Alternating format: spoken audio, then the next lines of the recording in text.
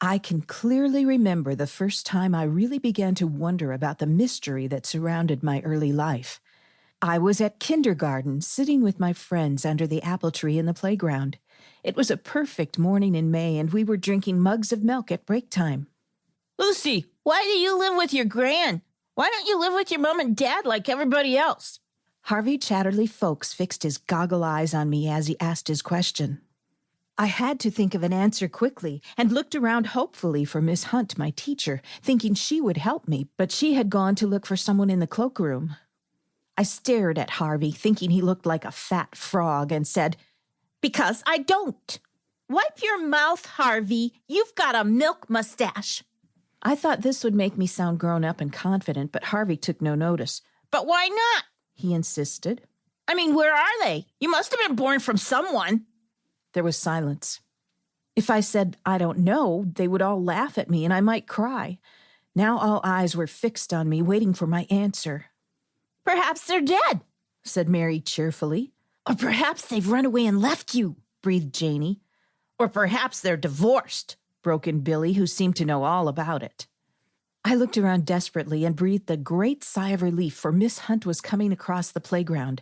I went over to her and felt safe, but Harvey was still determined to find out about my private affairs. "Miss Hunt!" he squeaked excitedly. "Why does Lucy live with her gran? I mean, why hasn't she got a dad and—" Miss Hunt's clear voice silenced him. If I had a gran like Mrs. Ferguson, I wouldn't mind too much if I had parents or not. She's as good as a mum and dad rolled into one. You're a lucky girl, Lucy. My gran died when I was a baby. Now wipe your mouth, Harvey. You've got a milk mustache. And now, everybody listen. Since it's the 1st of May, everyone immediately forgot about me being parentless as we fixed our eyes on Miss Hunt, wondering what delight she was going to surprise us with because it was the 1st of May. "Because it's the 1st of May," she repeated, "instead of going back in the classroom for math, we're all going for a walk up to the wood on the hill to pick kingcups. They're just out."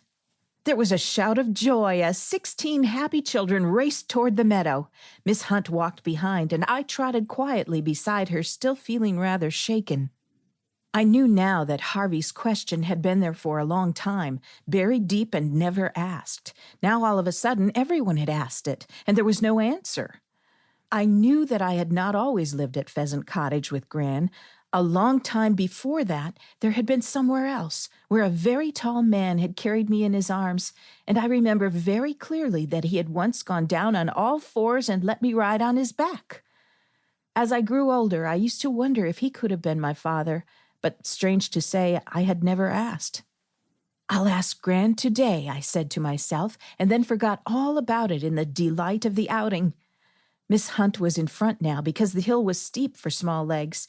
She looked like the Pied Piper with all her class puffing and hurrying behind her while she called back exciting instructions. "See how many different kinds of wildflowers you can find. Not all dandelions, Sally. Look very quietly in the hedges. You might see a nest. Harvey, stop chattering. We want to listen to the birds, and you are frightening them all away. Now stand still, everybody. You too, Lizzie. Stop jumping up and down. Now be very quiet. Can anyone hear that thrush singing?" Then we plunged into the oak wood, and I was the first to spot a gleam of gold in the shadows and shout, "Kingcups!" Everyone broke into a charge through the undergrowth, but Miss Hunt shooed us back onto the path so that we didn't get stuck in the swamp. But there were plenty of flowers to be reached from the path, and we returned home later with muddy feet and pollen-powdered noses. Parents were waiting by the schoolroom door, and one by one the children went home clasping their golden bunches. I lived a long way out, and it was 4 o'clock.